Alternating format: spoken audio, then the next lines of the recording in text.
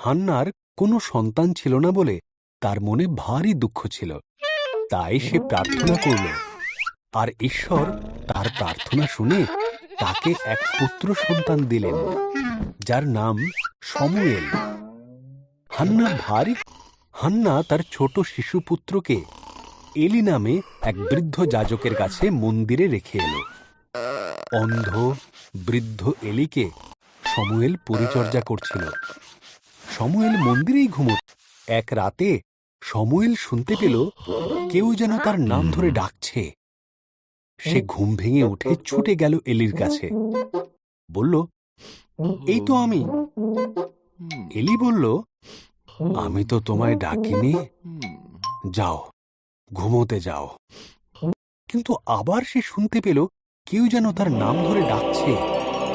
ফির সে ছুটে গেল এলির কাছে, বলল, এই যে আমি। ঘুম জড়ানো গলায় এলি বললেন, আমি তোমায় ডাকিনি, যাও, তুমি শুতে যাও। তৃতীয়বার শমূয়েল যখন সেই ডাক শুনতে পেল, এলি বলল, এ ডাক ঈশ্বরের।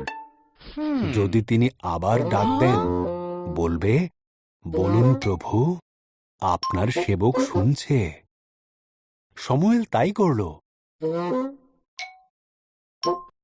ঈশ্বর শমূয়েলকে বললেন, তুমি কি আমার নবী হয়ে আমার বাণী আমার প্রজাদের ঠিকমতো শোনাতে পারবে?